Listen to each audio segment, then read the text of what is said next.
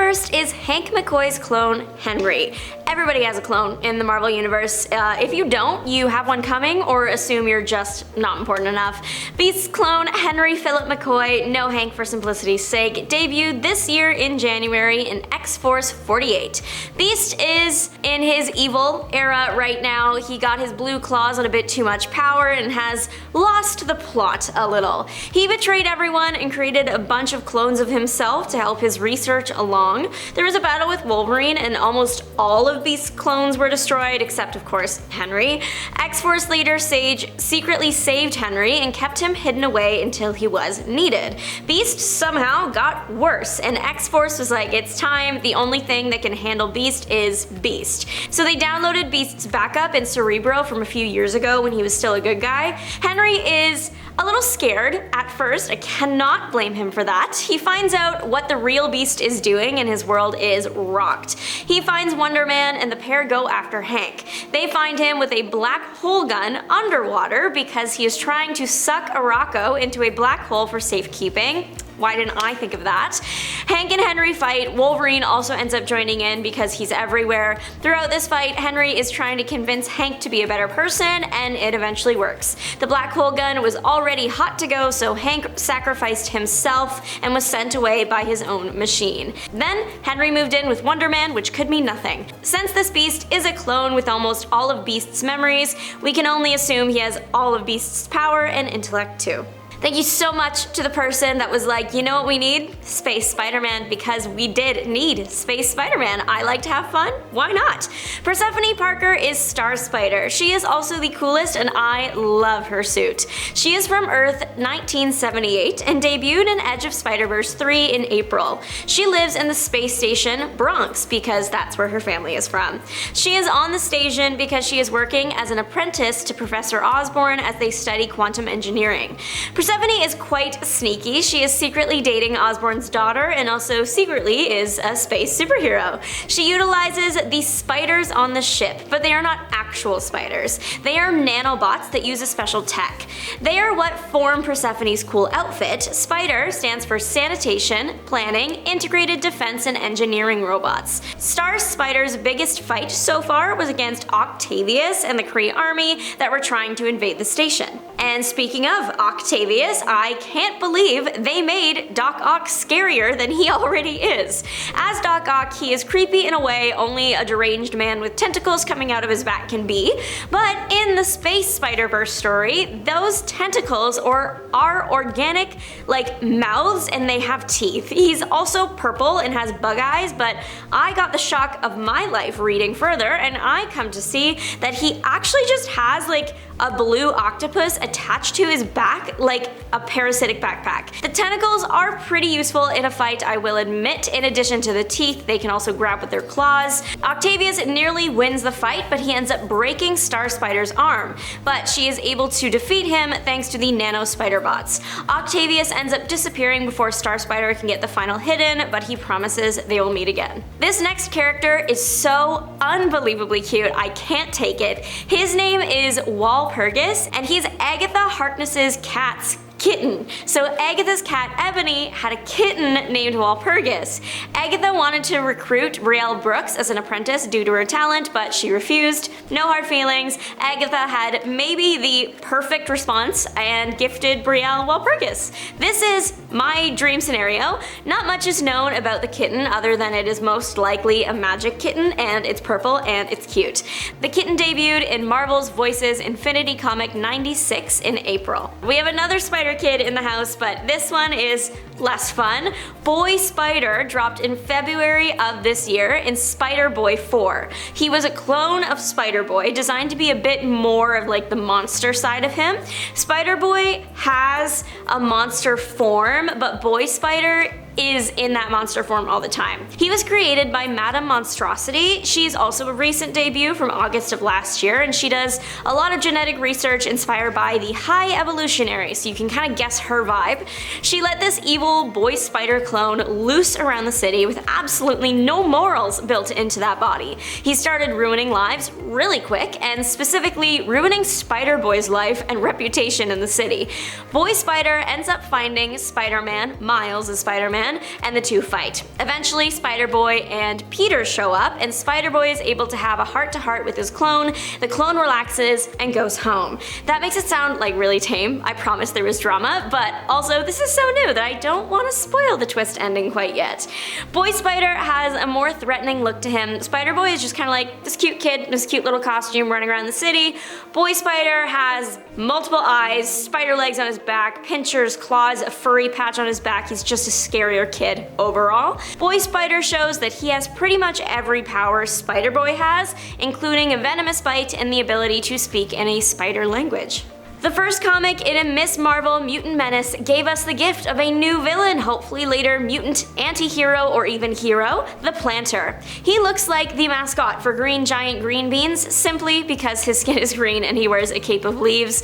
The Planter is a mutant on Earth 616, and he takes on the qualities of any plant he touches. He touches a rose, and he would grow thorns. The Planter decides to use his abilities to rob jewelry stores across Jersey City, because that is a victimless crime, because jewelry stores have insurance, at least that's what the Planter thinks.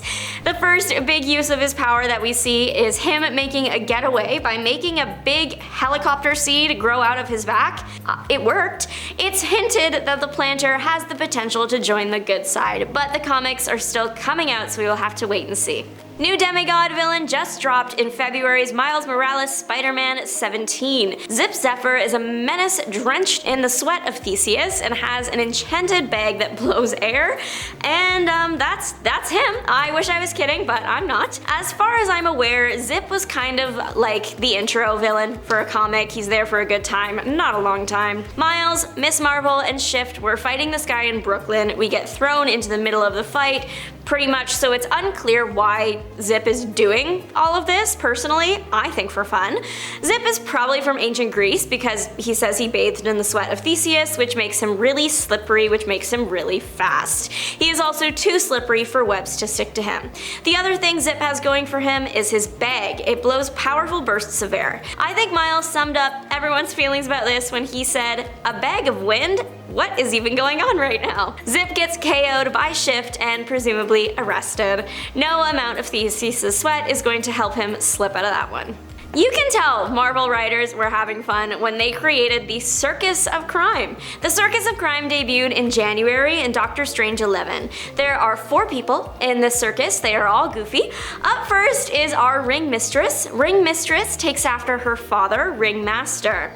Their thing is they wear purple and green and commit the majority of their crimes by hypnotizing people, using the device in their top hat, then robbing them. This Circus of Crime had plans to go when no Circus of Crime had gone before, and make the hypnosis device massive in a big Ferris wheel. Ring Mistress has rounded out her circus with all the performer types that one would want to see. We have an acrobat named Gymnasty. Think of like an average skilled acrobat. She's that, but with the drive to crush you. Then we have Stefano Stiletto. He is a knife thrower. And then finally we have the strongman of the group with the most incredible name, Chief Beef. He used science to create the ultimate bulking routine and diet, so he is very, very strong. The circus is so funny to look at, and I'm glad we got another version of it.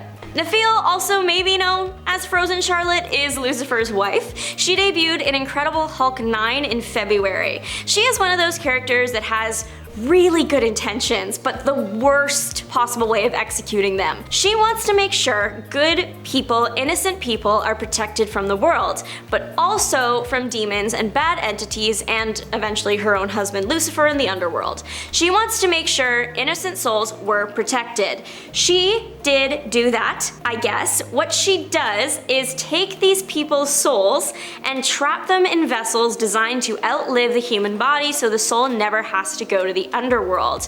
The vessels, they look like these little statues, so she traps people against their will in these action figures. Right idea, wrong methods. When Lucifer failed to beat God, he was exiled from heaven, and his wife was too. Lucifer went to the underworld, but Charlotte chose to hide out on Earth, which resulted in her being hunted by angels and devils for thousands of years.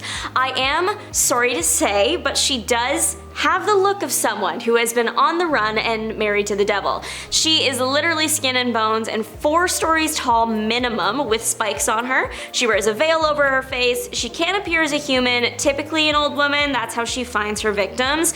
And you can tell she's going devil mode when her eyes white out. She did end up fighting the Hulk, and that fight caught the attention of Lucifer, who then took his wife away. But she was happy to go with him. She is capable of some level of energy blasts, and she has wings and all the powers that come with being a divine and also demonic being, so she's pretty cool.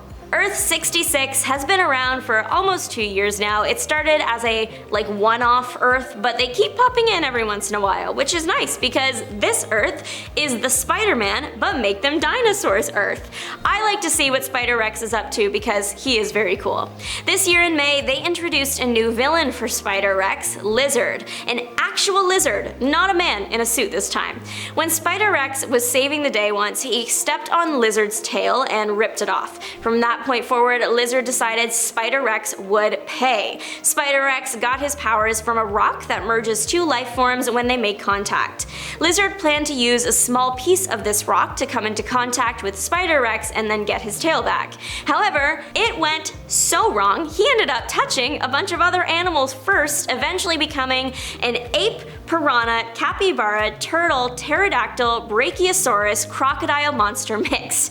Truly, it could not have gone worse for him. He does end up super powerful, which is like the bright side here, I guess. He uses the rock to turn Spider-Rex's girlfriend into a human, and humans are ugly in this world. It ends with MJ and Lizard Monster making contact with each other, and MJ turns back to normal, and Lizard becomes an ugly human named Kurt. And that's how humanity was started. Thanks so much for watching. I hope you learned something about human history. Don't forget to like, subscribe, and make your mark on the comment section down below. This is Juliana signing off. Bye!